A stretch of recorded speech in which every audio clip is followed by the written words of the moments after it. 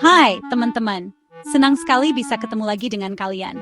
Pernah mikir nggak, kenapa sih kita beli barang-barang tertentu? Apa yang bikin kita tertarik sama produk-produk itu? Kadang-kadang, kita beli barang yang sebenarnya enggak kita butuh-butuh banget kan? Mungkin karena diskon, iklan menarik, atau rekomendasi teman.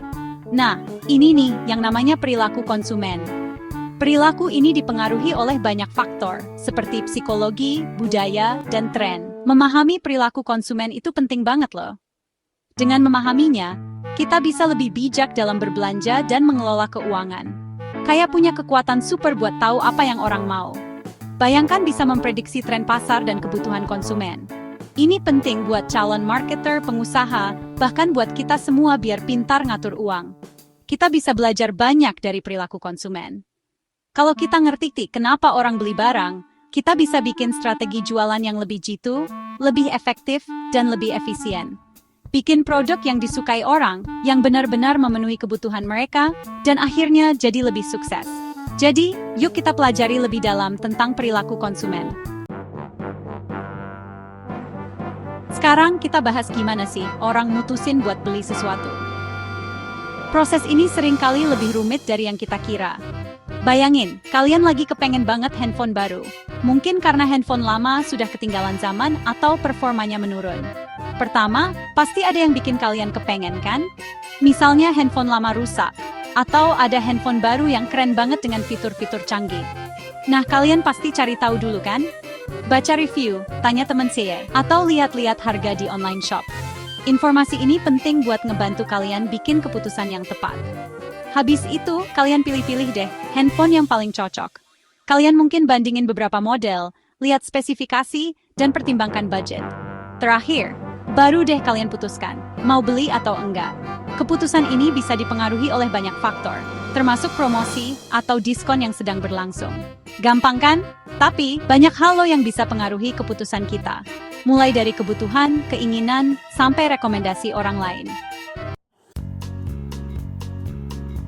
Keputusan beli handphone itu beda-beda buat tiap orang. Ada yang langsung beli, ada yang mikir lama. Banyak hal yang bisa pengaruhin, misalnya kepribadian, gaya hidup, dan teman-teman di sekitar kita. Misalnya, orang yang suka teknologi pasti beda cara milih handphonenya sama orang yang nggak terlalu paham teknologi. Terus, ada juga teori piramida Maslow. Intinya, manusia punya kebutuhan yang beda-beda. Mulai dari yang penting banget kayak makan dan minum, sampai yang lebih rumit. Barang yang kita beli nunjukin kebutuhan kita saat itu. Nah, sekarang udah tahu kan, memutuskan untuk beli sesuatu itu nggak simple. Banyak faktor yang harus dipertimbangkan. Nggak cuma lihat iklan terus langsung beli. Kita harus membandingkan produk, membaca ulasan, dan mungkin bahkan bertanya pada teman atau keluarga. Banyak hal yang perlu dipikirin. Buat kalian yang mau jadi marketer atau pengusaha sukses, paham perilaku konsumen itu penting banget. Kenali calon pembeli kalian, tahu apa yang mereka mau, dan bikin strategi yang cocok. Dan buat kita semua, ayo jadi pembeli yang pintar. Jangan sampai kita beli barang yang nggak kita butuhkan, cuma karena iklan.